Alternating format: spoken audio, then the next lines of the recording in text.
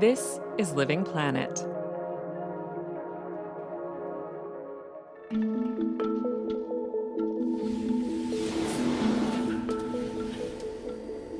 Dr. Robert Jinkerson enters his lab at the University of California, Riverside.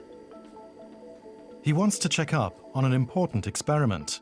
One of his students is already inside. So she definitely had a big smile on her face. And, this is the moment she'd been working for several months and something that we were waiting on to see if this idea could actually work.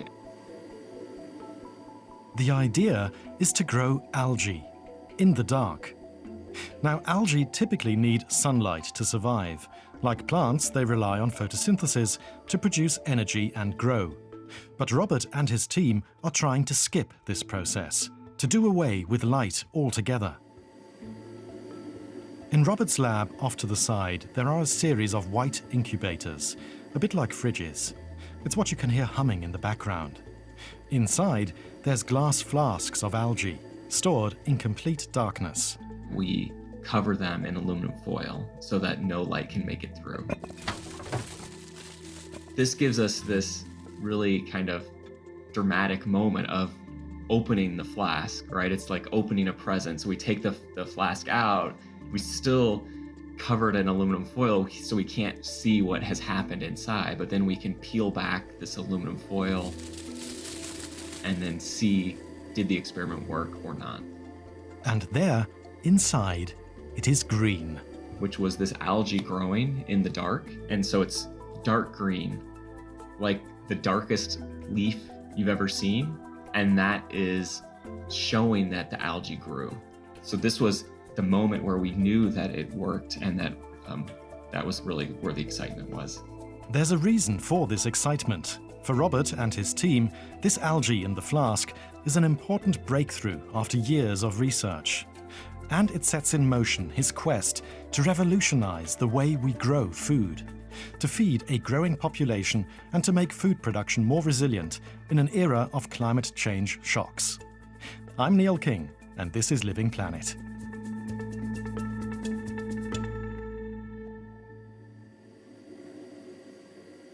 This is the first time since algae or plants have evolved that we've been able to grow them completely independent of biological photosynthesis. So for millions of years, they've done photosynthesis. And so this is really the breakthrough, and this really unlocked all the rest of the work that we did. And so now it just becomes, what else can we grow? What's next?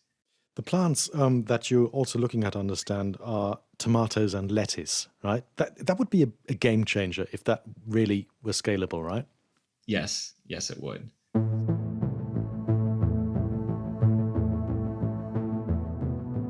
Growing plants inside, in the dark, without sunlight, would be a big deal. This is futuristic, science fiction type stuff. Because no one has ever really grown plants this way, so we need to figure out, how does that actually work? How do we scale up the production of crops grown in this style? We'll go a little bit more into the science later. But for now, you just need to know that the algae thriving in Robert's lab had a compound called acetate added to them. The researchers produced this acetate with electrolysis, a chemical reaction powered by solar electricity. And the algae used the acetate as its energy source rather than sunlight. Basically, it's a kind of artificial photosynthesis that's completely separated from the environment. But plants haven't evolved to grow without sunlight or take up acetate. It can even be toxic for them. So Robert is using genetic engineering to rewire plants' metabolism so they can eat acetate and use it as energy. The whole process takes time. But what is really the point of all this? What's the long game? Well, Robert believes the way we produce food has to change fundamentally. So I think that outdoor conventional farming is amazing. It feeds the world, but there's also a lot of negative things associated with it, right? Here are a few of those negative things. Almost half of the world's habitable land is currently used for farming. It's been a key driver of deforestation and biodiversity loss. And food production and agriculture are responsible for about a quarter of the world's greenhouse gas emissions. Yes, it's true, most of that is caused by livestock farming. but some 30% comes from crops and land use for human food. The most sustainable agriculture that we can do is no agriculture at all, right? So we're really worried about hurting the environment through pollution, through climate change, sea level rise, things like this, which are going to destroy the environment. But if you think about our agricultural systems over hundreds and thousands of years, we've already destroyed huge areas of the environment and converted forest and meadows and prairies into agricultural lands. Agriculture is essential for feeding the world. The rising global population means farmers will have to grow about 50% more food by 2050. But how are they going to do that without taking up more land, without leaving an even bigger mark on the environment? Not to mention that in many regions, their job is only becoming harder. Droughts, heat waves, and storms are becoming more frequent and severe with climate change. And these threats can spell disaster for crop yields. Robert says a solution could be what his team is working on, growing food completely independently from nature, indoors and in the dark. Most of the things in society are manufactured and produced in a way that is very controlled. Food and agriculture are one of the only things that we still leave up to nature, right? We're really relying on nature to provide us the right environmental conditions, water, temperature, hope that no insects come and eat our crops. And so all of this we're really leaving up to nature.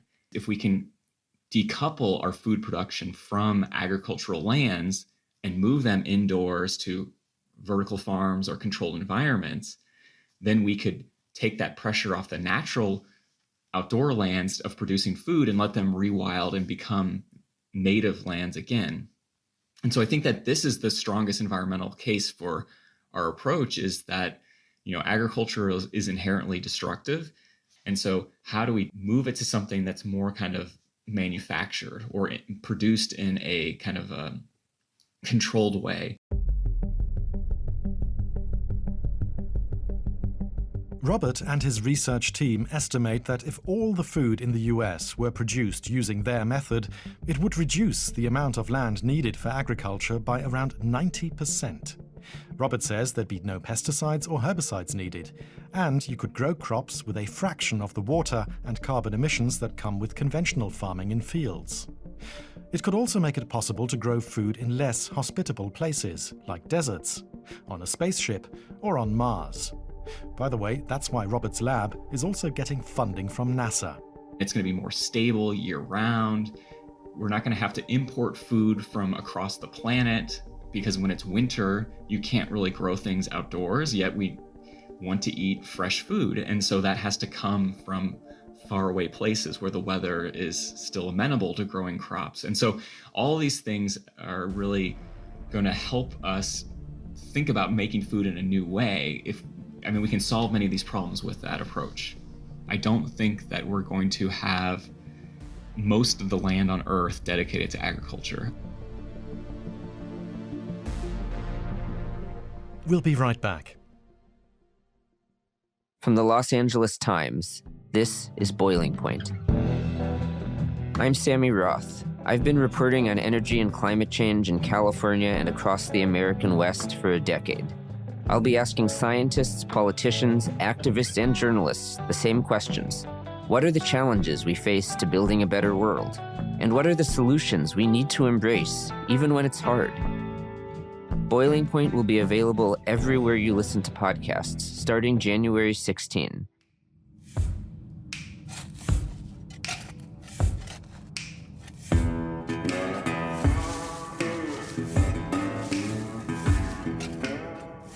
Someone that spends his days farming outdoors, relying on land and sunlight, is Mitch Hagney.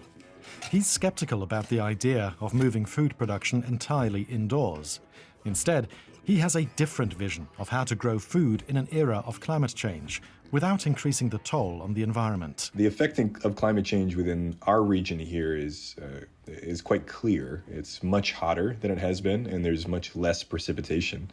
We definitely struggled with certain crops that we were more used to. We had a particularly challenging year for tomatoes. Mitch manages about 75 acres of agricultural land in San Antonio, Texas. But much of the work that we're doing is trying to select varieties and crops themselves that we think are better adapted to these intense summer conditions. Mitch is the head of food sustainability at the nonprofit San Antonio Food Bank. Their farms operate organically, so they don't spray herbicides or synthetic pesticides. And to keep the fields watered, they rely on rainwater collected on the roof and drip-line irrigation from historic canals. At the moment, if you were to go out there, you would see peach trees that have mostly lost their leaves because of the winter, fig trees that the same, most of their leaves are off. And then you see cauliflower, broccoli, radishes, carrots, beets, and a lot of cabbage. OK, so I bet you've heard of all those, but Mitch is also experimenting with less-known crops that can withstand long periods of heat. Natives like Texas persimmons and Mexican plums. We're growing more edible cactus called nopales in our region. The cactus petals themselves are edible, and then they produce a fruit called prickly pear, which are delicious, and they're extremely resilient to heat. They were an important crop prior to Spanish colonization that indigenous peoples relied on.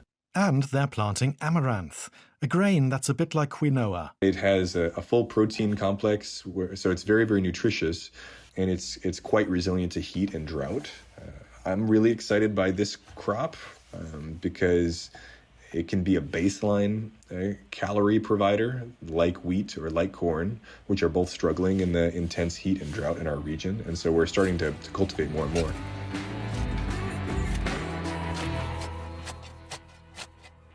This year, Mitch says the food bank is expecting to harvest around 150,000 pounds of fresh organic produce that'll go directly to the San Antonio community. Most of these people don't have ready access to be able to interact with agriculture. And there's this really large demand and desire to connect more with where food comes from, especially for parents who have kids who really want these kids to be able to understand that food doesn't just come from the store. The studies that I've seen are really compelling that children that have been involved in gardening or farming are much more likely to consume fresh produce and as a result have lower rates of chronic disease.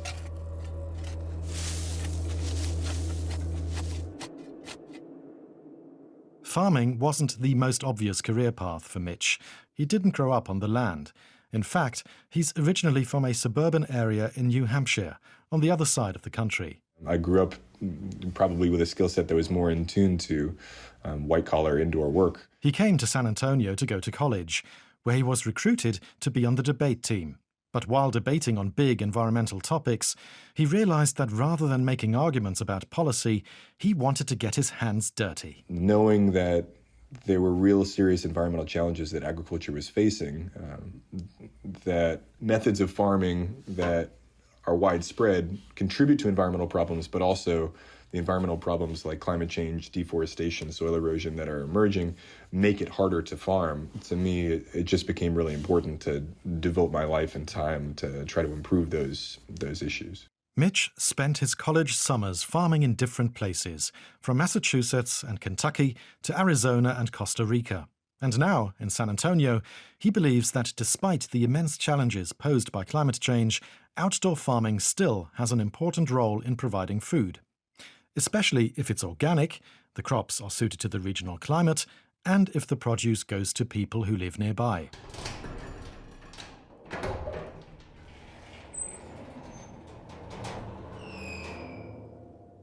But Mitch doesn't only farm outside. He's also explored other methods. In what little spare time he has, he also runs a vertical farm inside a shipping container in downtown San Antonio. He set it up more than a decade ago, growing organic kale for local restaurants and farmers' markets. Inside Mitch's 40-foot shipping container, There's walls of plants as you come in. Columns stacked with plants all the way to the ceiling. You can definitely smell organic matter when you come in. It's a kind of nice scent. It almost is like a forest floor.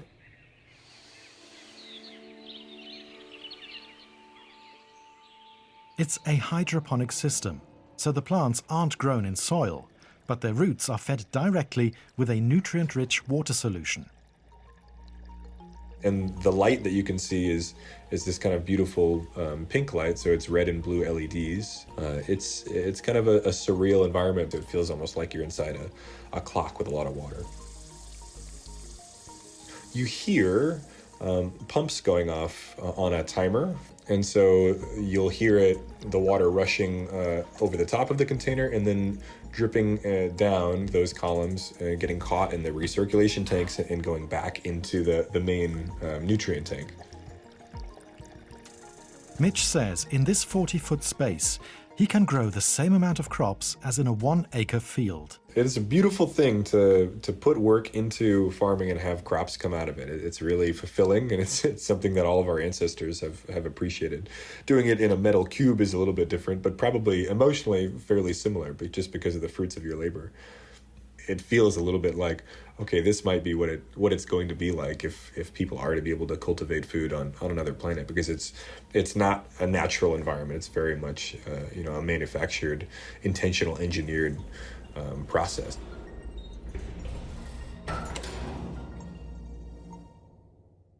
It's a controlled indoor environment, so they don't have to spray pesticides, herbicides, or fungicides. And he says they use about 2% of the water needed for outdoor farming, because all the water gets recirculated through the system. Whereas outdoor cultivation, especially in our region, includes lots and lots of water loss.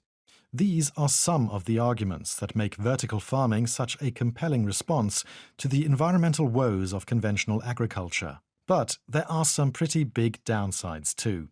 Today, growing plants indoors in warehouses or shipping containers means replacing natural sunlight with LED lighting. And then there's air conditioning to control the humidity and temperature.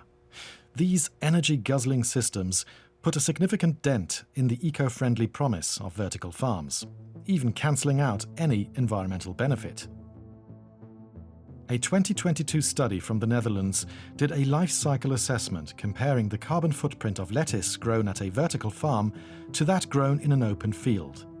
It found the footprint was more than 15 times higher at the vertical farm. Electricity accounted for 85% of that. Of course, the result gets better if renewable energy is used instead of fossil fuels, but lettuce grown in a field still had the smaller footprint. And in many regions, relying solely on renewables isn't possible yet anyway. Mitch points out that setting up vertical farming facilities in the first place is also an expensive operation, and high energy costs have made it difficult for ag-tech startups in Europe and the US to stay afloat.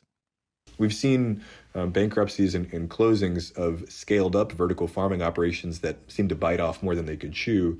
This is not to say that in the future that these will not be viable operations. So some of the largest ones in the United States, Arrow Farms or App Harvest, either declared bankruptcy or had really, really challenging economic times where they had to do a lot of layoffs.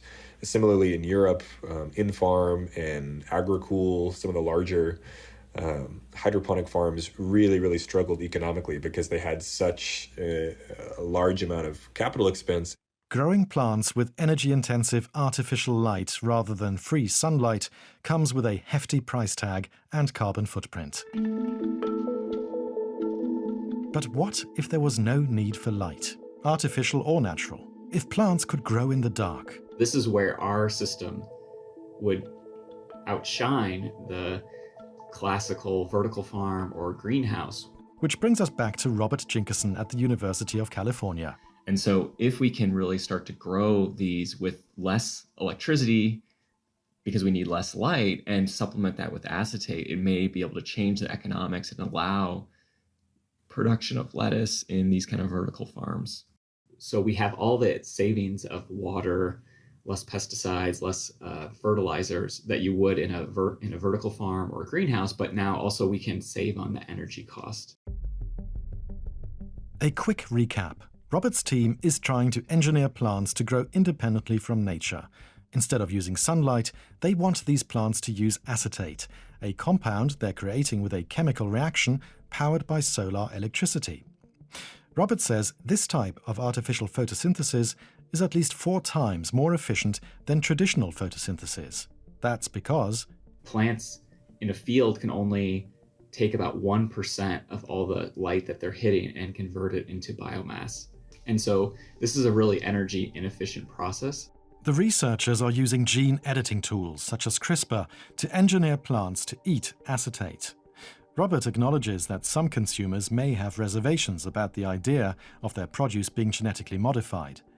But he says their work only involves fairly small tweaks. So in the old days, it was maybe kind of smashing things with like a hammer, but now we can really take a scalpel and using CRISPR, gene editing, or other kind of more advanced approaches and make very fine scale changes or alterations that should have the minimum impact on the plant and also kind of have the least chances of having off-target or unknown effects. So I think that, these technologies are getting better and better every year.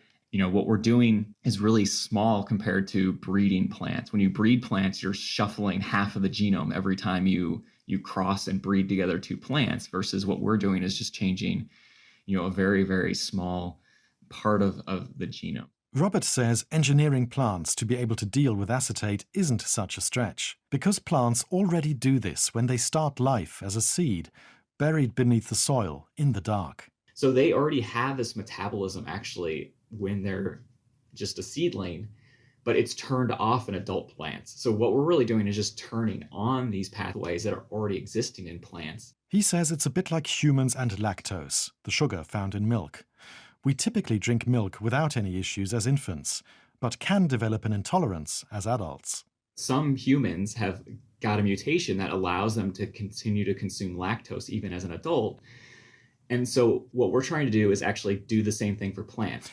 It's a gradual process. None of this is going to be possible in the next few years, but their work has attracted some interest in the industry. Their genetically modified plants are currently being grown at production scale by the indoor farming platform Square Roots. The project's being funded by the Gates Foundation. Their type of vertical farm is like a container farm. So it's like a shipping container that has racks in there that allows the plants to grow. They're trying some of our plants in their system, and then they're putting acetate in there and seeing how it works. And yeah, so this is something that's really of interest to those vertical farming companies like Square Roots and others, because electricity is one of their largest operating costs. And so if we could, reduce their electricity costs by supplementing some acetate, that may make a lot of economic sense for them. But even if the energy challenges of farming indoors are solved, it probably won't be able to feed the world, at least not anytime soon. Most of the produce grown in vertical farms today are leafy greens and small fruits like strawberries. It's less suited for growing major crops like wheat, rice, and corn that provide most of the world's calories. For the time being, those ones will still need to be grown outdoors. But that's not to say indoor agriculture won't play a bigger role in the future. Robert is convinced that it will. At the moment, his team is focusing on lettuce and tomatoes, to try to get them to grow in lower levels of light and ultimately darkness. But eventually down the line, they want to work with crops like cassava, sweet potatoes, and grains. Is it really going to be possible to grow all food crops without light, though? Okay, that's an interesting question. I think, so there's some aspects of plant biology that requires light. So some things about their development or some nutrients that are created that require light. So in those kinds of situations, like those are going to be ones that are going to be more difficult to grow completely in the dark. But you can imagine where instead of having 100% light, now maybe we're only doing 20% of the light that's needed.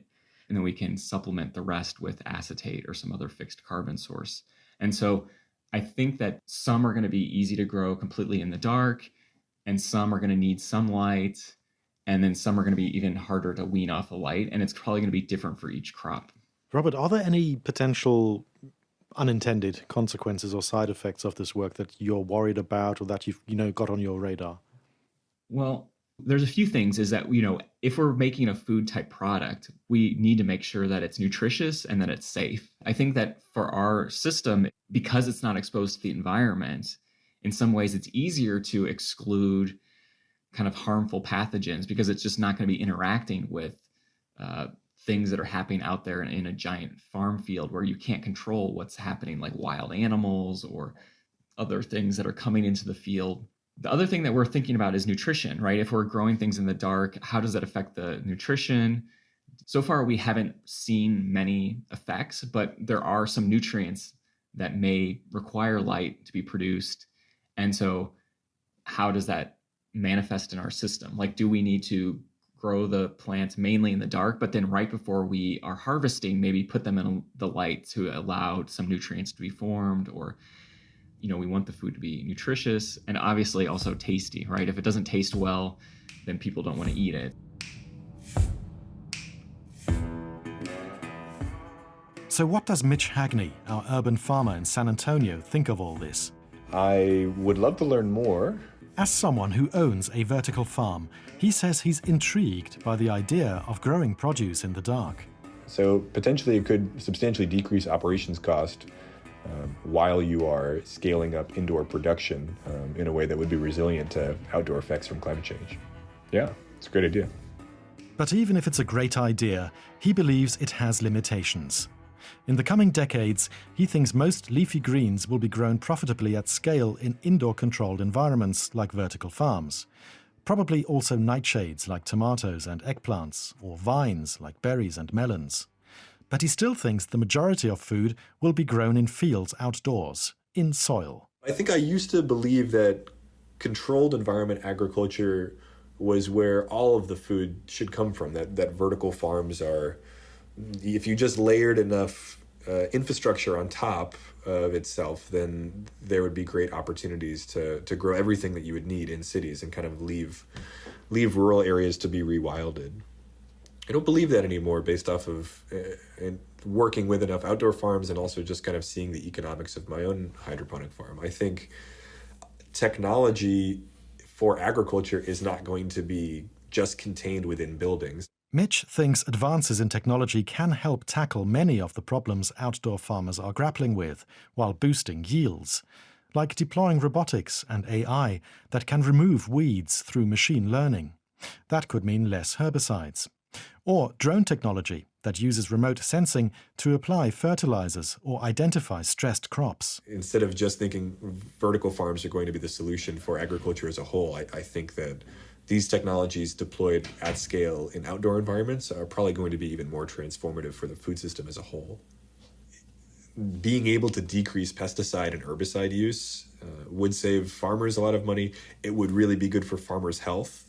Farmers have much higher rates of lymphoma and Johns Hopkins type cancers, likely because of their high usage of these chemicals. And then obviously, really, really important ultimately for the environment and especially rivers to not have those pollutants enter those waterways. So I'm excited about those technologies, but they're certainly not deployable yet.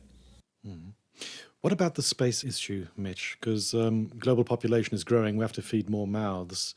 But we don't really want to cut back more forests or, encroach more on nature with our agriculture now, do we? Where do we draw the line there when it comes to outdoor farming, especially if we want to do it organically? I don't know that there's a clear answer to that question. Partially, it's we need to consume less. I mean, I will say the majority of deforestation and increased land encroachment is not for crop production. It's for livestock production. So if you had a magic wand, the easier solution would be we should have more plant-based diets, even if it's not entirely plant-based diets.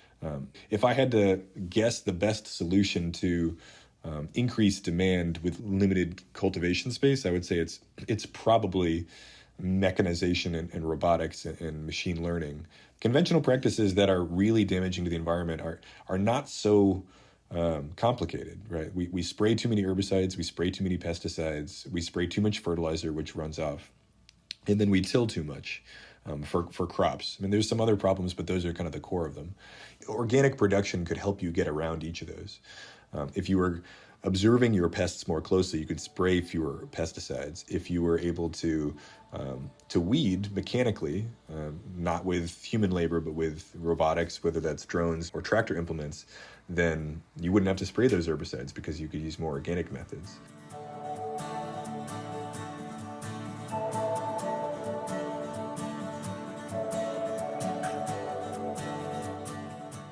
The way we produce food will have to shift if we're going to be able to feed the 10 billion people who will be on Earth in 2050 without taking up more land or pushing up emissions. It's likely new technologies rolled out on conventional farms, like robotics and drones, will help with that. But so could radical ideas, like growing food in the dark, completely separate from nature.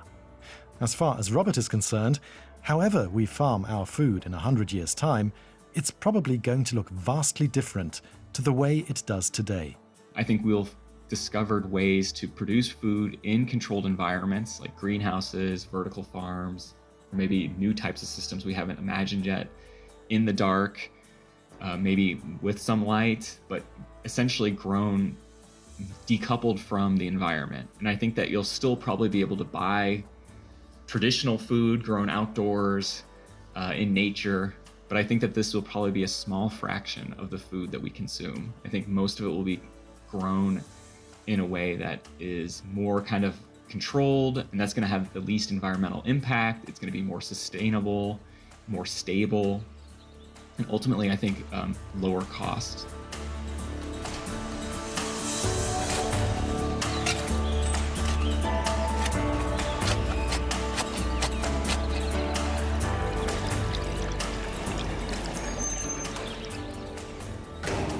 This episode of Living Planet was produced by Natalie Muller and edited by me, Neil King. Our sound engineers were Jürgen Kuhn and Natalie Wittmann. Living Planet is available on Apple, Spotify, or wherever you get your podcasts. What do you think of this episode? We'd love to hear your thoughts, so send us a message. Our email address is livingplanet@dw.com. Of course, you can also leave a rating or review on the podcast platform of your choice. Living Planet is produced by DW in Bonn, Germany.